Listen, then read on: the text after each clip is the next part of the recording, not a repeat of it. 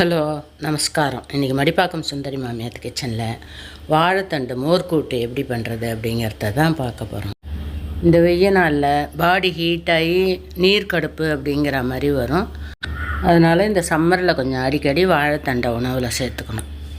வாழைத்தண்டை தயிரில் ஊற வச்சு பச்சடியாக பண்ணலாம், மோர்க்கூட்டு பண்ணலாம். இன்றைக்கி நம்ம மோர்க்கூட்டு தான் பண்ண போகிறோம். வாழைத்தண்டை நல்லா அலம்பிட்டு இது போல் மேல் பட்டையெல்லாம் சீவிட்டு வச்சுக்கணும்.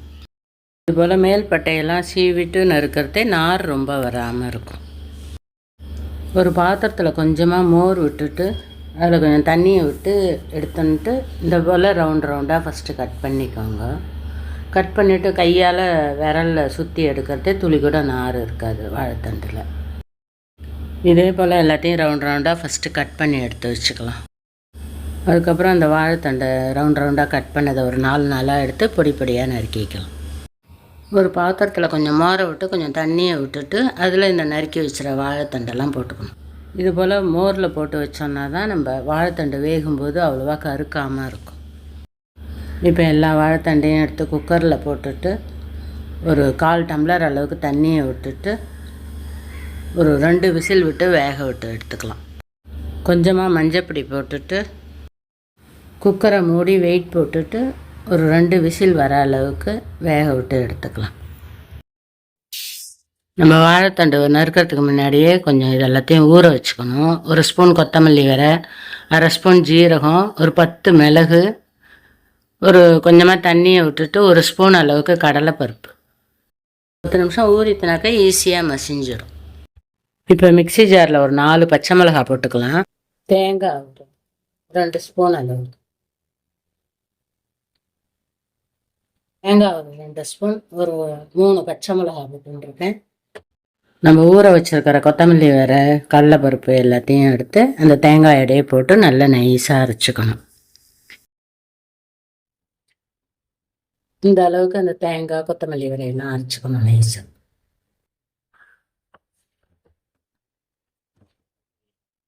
இப்போ இந்த வாழைத்தண்டு நல்லா வெந்துடுத்து ஒரு 2 விசில் விட்டத்துலேயே நல்லா வெந்திருக்கு. வாழைத்தண்டு வேகும்போது கொஞ்சம் தண்ணி விட்டுக்கும், அதனால தான் கொஞ்சமாக தண்ணி விட்டு வேக விட்டுக்கணும்.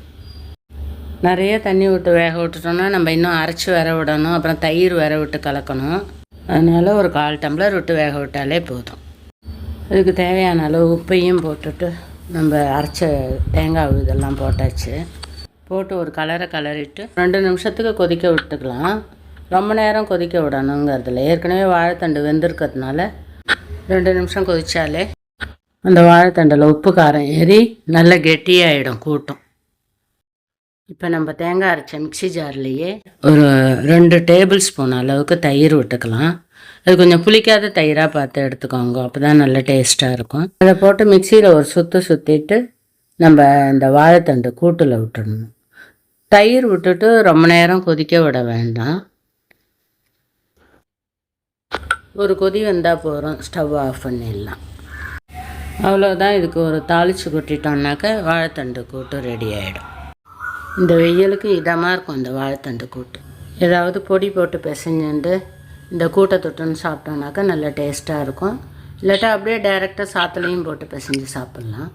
இதுக்கு தாளித்து கொட்டுறதுக்கு தேங்காய் எண்ணெய் தான் யூஸ் பண்ணணும். ஒரு 2-3 கட்டி சின்னதாக இருக்கிறதுனால 2-3 கட்டி பெருங்காயம் போட்டுருக்கேன். ஒரு மிளகாயை கிள்ளி போட்டுருக்கேன், காஞ்ச மிளகாவை. 1/2 ஸ்பூன் கடுகு, ஒரு 10 வெந்தயம் வாசனைக்கு. வெந்தயம் வேண்டான்னு போட வேண்டாம், ஆனால் வெந்தயம் போடுறதே நல்லா வாசனையாக இருக்கும், அதனால தான் போட்டுருக்கேன். 1 ஸ்பூன் உளுத்தம்பருப்பையும் போட்டுட்டு உளுத்தம்பருப்பு நல்லா செவந்ததும் கூட்டில் கொட்டிட வேண்டியது. லாஸ்ட்டாக ஒரு கொத்து கருவேப்பிலை கிள்ளி அதில் போட்டுக்கலாம். ஒரு 5 நிமிஷத்தில் ஈஸியாக செஞ்சிடலாம் இந்த வாழைத்தண்டு கூட்டு. நீங்களும் இது போல் செஞ்சு பார்த்துட்டு எப்படி வந்ததுங்கிறத கமெண்ட்டில் சொல்லுங்க. இது நல்லா இப்போ ஆரவும் கெட்டியாகிடுது. இந்த வீடியோ உங்களுக்கு பிடிச்சிருந்தா லைக் பண்ணுங்க, ஷேர் பண்ணுங்க, சப்ஸ்கிரைப் பண்ணுங்க. தேங்க்யூ ஃபார் வாட்சிங். நெக்ஸ்ட் வீடியோவில் பார்க்கலாம்.